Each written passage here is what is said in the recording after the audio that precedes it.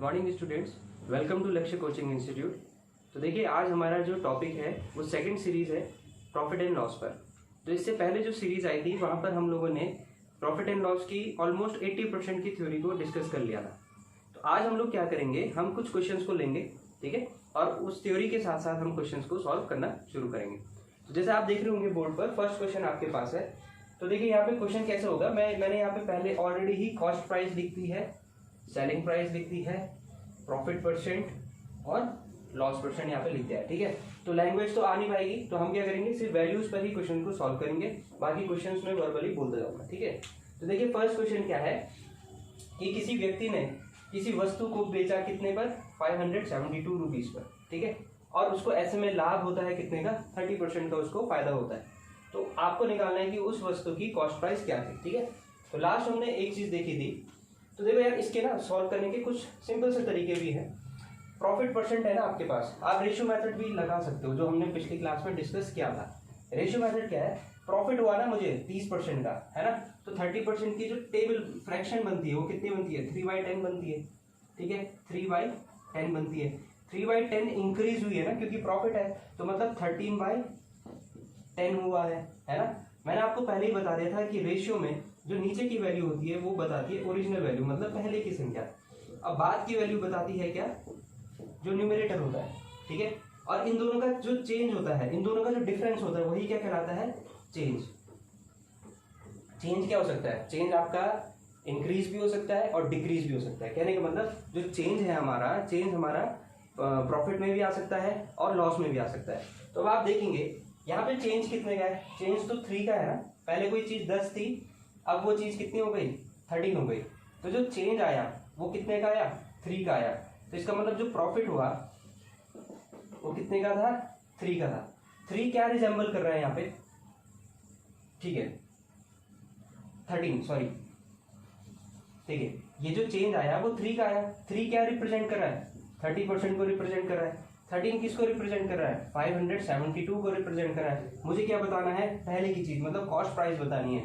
तो जब 13 का मतलब हो गया 572, ठीक है, तो अब आप इसको सॉल्व कर सकते हो आराम से। जब 13 की मीनिंग हो गई कितना, 572, तो 1 की मीनिंग कितनी होगी, ठीक है, 13 चक्को 52 होता है, ठीक है। कितना बचेगा यहाँ पे, 52, 52 बच जाएगा 44। 1 की मीनिंग हो गई कितना, 44। तो 10 की मीनिंग कितनी होती, 440। तो ये तो पहले था, पहले मतलब कॉस्ट प्राइस था, तो आंसर आ गया हमारा कितना, 440, ठीक है। अब आप इसको देखो, अगर मान लो सिर्फ प्रॉफिट पूछा होता, सिर्फ प्रॉफिट पूछा होता कि प्रॉफिट कितना हुआ इसको, तो यहां से भी निकल सकता था, ठीक है। तो हम क्या करते, जब 1 का मतलब 44 हुआ तो 3 का मतलब कितना होता, 3 का मतलब हो जाता 44 का 3 टाइम्स, ठीक है, दैट इज 132 रुपीज। क्लियर है ना।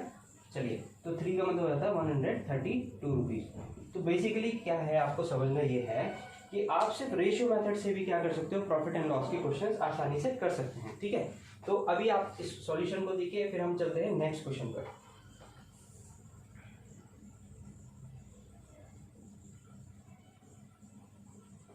ठीक है, तो देखिए नेक्स्ट क्वेश्चन क्या है, वस्तु का जो विक्रय मूल्य है वो यहां पर दिया है 680 रुपए, ठीक है।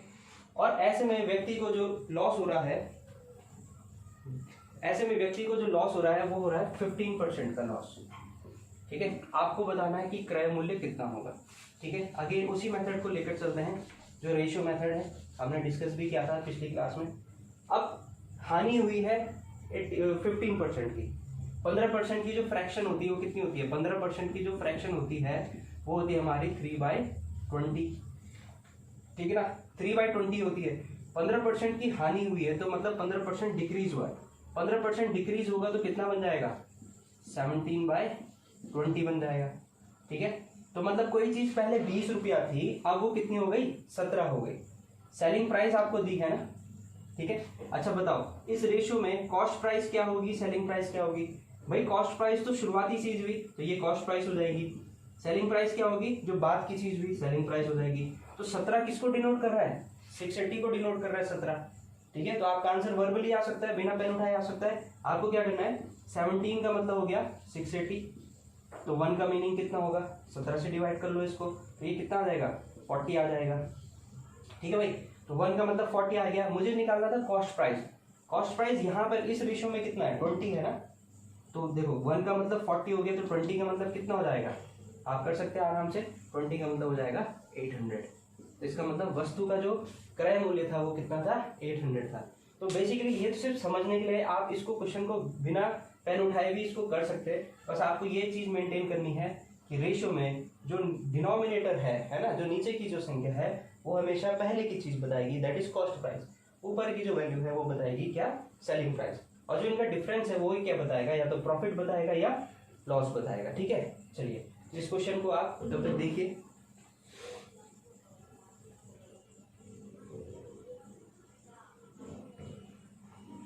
क्लियर है। चलिए अब अगला जो क्वेश्चन है वो थोड़ा सा डिफरेंट है। यहां पर क्या है,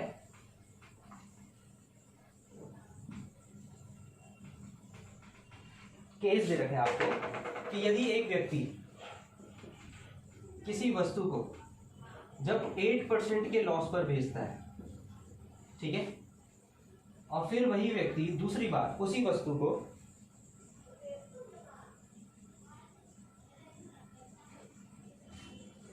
5% के प्रॉफिट पर बेचता है, ठीक है। तो ऐसा करने पर व्यक्ति को क्या होगा, ऐसा करने में व्यक्ति को 300 रुपीज मोर लगते हैं, ठीक है। ये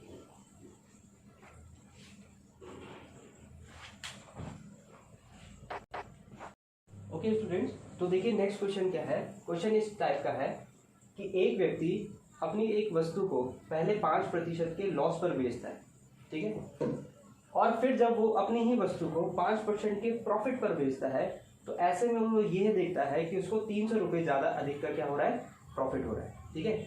आपसे पूछा गया कि वस्तु का क्या बताइए, क्रय मूल्य बताइए, ठीक है। क्वेश्चन की लैंग्वेज को समझो कि पहले उसने मान लो टाइपराइटर था कोई, तो टाइपराइटर जब वो 5% के लॉस पे बेचा, ठीक है, लॉस पे बेच दिया उसने। उसके बाद हुआ क्या कि जिस दिन उसने उसी टाइपराइटर को 5% के प्रॉफिट पर बेचा, तो ये देखा कि उसको 300 रुपये का क्या हुआ है, अधिक का उसको डिफरेंस दिख रहा है, ठीक है। तो यहाँ पे आपसे पूछा गया कि कॉस्ट प्राइस कितनी होगी, ठीक है। तो ये हमने परसेंटेज में भी बहुत सारा देखा है कि कॉन्सेप्ट आते हैं ये वाले।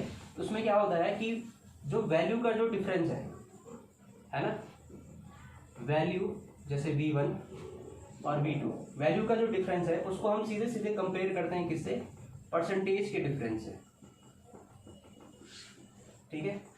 वैल्यू के डिफरेंस को परसेंटेज के डिफरेंस से कंपेयर करने से हमको आसानी से क्वेश्चन सॉल्व करने में मदद मिल जाती है।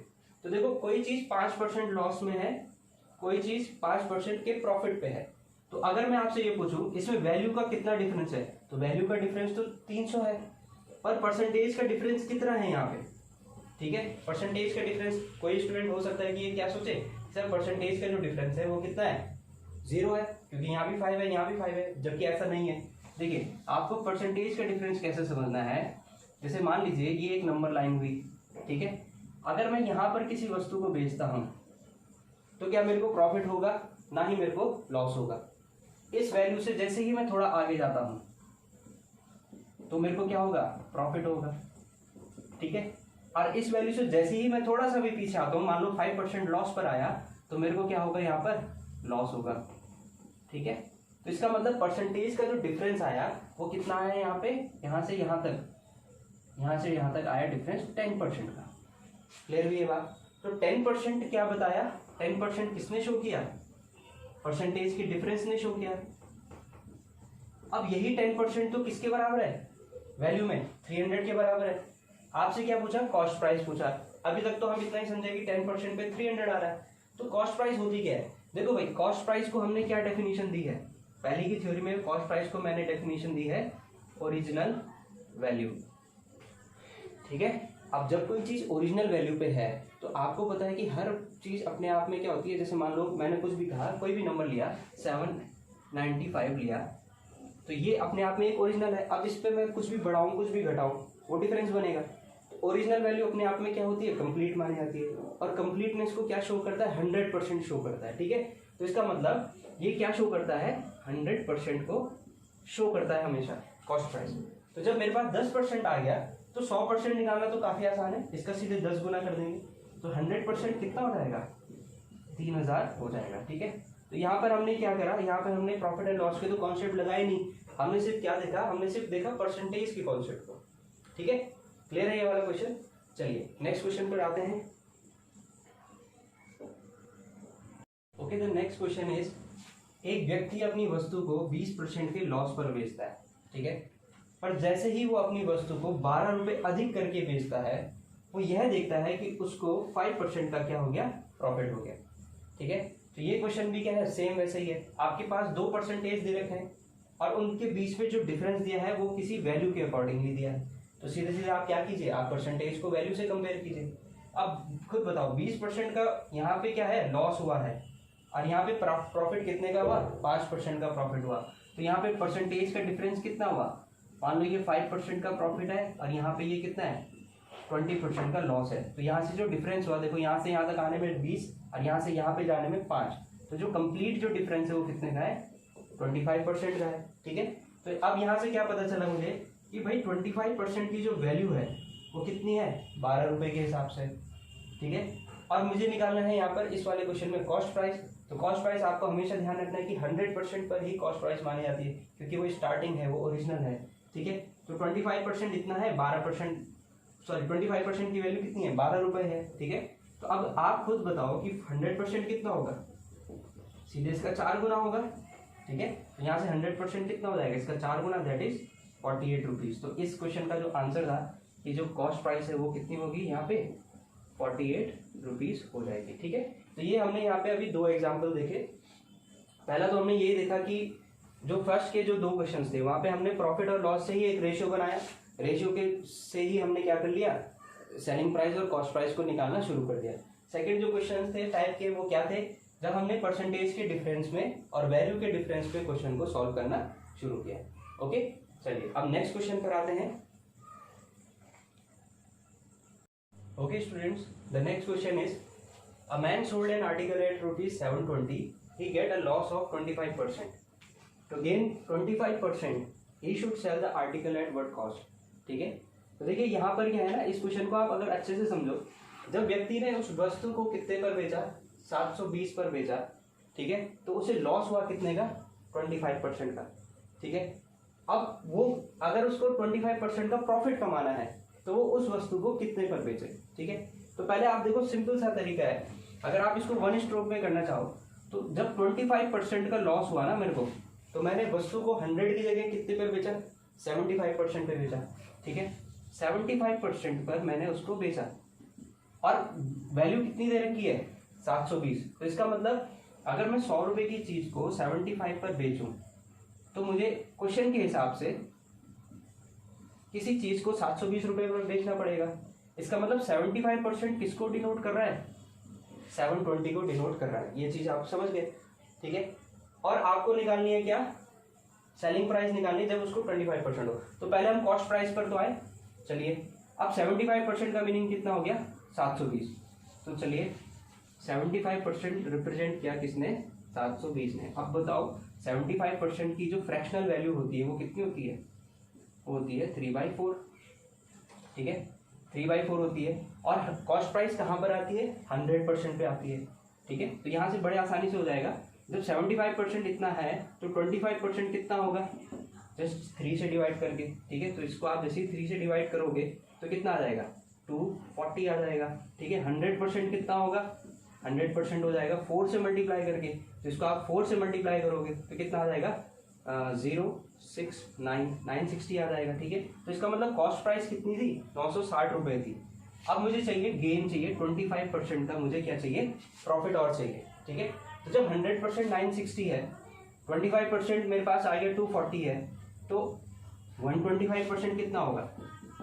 ठीक है, तो 125 कितना हो जाएगा, 960 + 240, आपका आंसर आ जाएगा 1200। ठीक है, तो मैं अगर मेरे को 25% का प्रॉफिट चाहिए तो मैं उस वस्तु को कितने पर बेचूंगा, 1200 पर बेचूंगा।